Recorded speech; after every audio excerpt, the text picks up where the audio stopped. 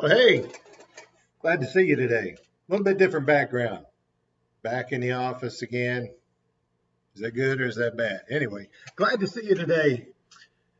Looks like a beautiful day outside.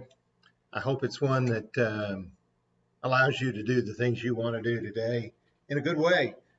Anyway, take a minute, come on into my little world right here in the office for a moment or two. You know, the writing in Ecclesiastes chapter 3 has been quoted so many times. I noticed a sports writer using it just the other day about the ups and downs of things. But you can't miss the great writing that's found there, as apparently Solomon put down into that beautiful pattern, almost poetic in its writing. But the one that strikes me as much as anything is verse 4 of chapter 3 in Ecclesiastes there, when he says, a time to weep and a time to laugh, a time to mourn and a time to dance. Of course, the others are just as strong, but isn't that life and the contrast that you find in life?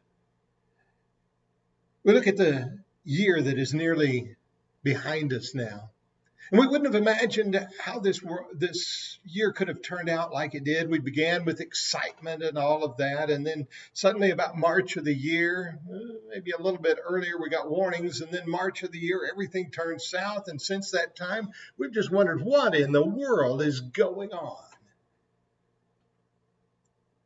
And maybe there's been a certain amount of putting off of things. Well, this year we won't go on spring break. This year we won't go on a vacation. This year we won't go out to restaurants and eat. This year we won't even go to a church service. This year we won't have our birthday parties. This year we won't, you can go down the list and all the things that we've dismissed. And finally we come down to Thanksgiving, one of my favorite times of the year. All the smells and family and tastes and all the things. Not smells of family. Don't go there with that. No, but all the smells of the food and the excitement, the change of the year, even football. And man, something about empty stadiums. But you know what I'm saying? All of that coming down and the excitement of that, not even to mention Halloween and what happened there. And Thanksgiving, what a dud in some ways. Still a time of thanks. I know, but when you can't get your family together, begin to wonder, is there anything worthwhile? And then suddenly here we are, the first day of December.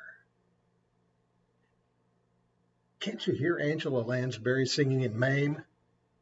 We need a little Christmas right now. Oh, the sights, the sounds of Christmas, aren't they fun?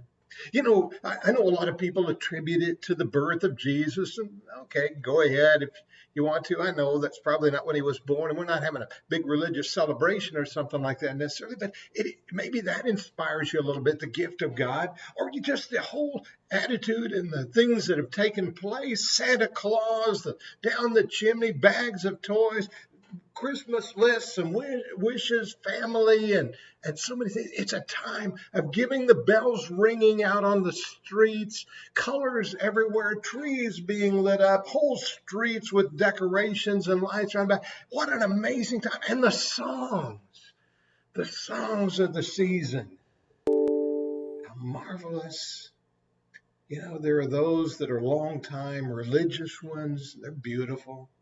And then those that are fun and special, and even Mariah Carey singing All I Want for Christmas. Oh, man. It's a special time. Here we are in that month. My thought is, I just don't want you to feel robbed. For we are reminded there are times that things will be downward and times that things will be upward. Paul writes in 2 Timothy 4 that things go in and out of season, even the gospel seems to go in and out of season, times that people are interested in listening to God and other times that they're not. Times that friendships are strong and friendships go down. Times in which people are attracted to God and church, and building better lives, and times when they're not. I guess what I'm encouraging you as we begin a new month, and a very special month, is to let that spirit of the season, the joy and the fun of it, the colors and the beauty, the songs, the music, the giving, let it find its place. It may be a different kind of Christmas season. We may not be able to do all the things that we've done in the past, but let it be a season in your heart and in your mind.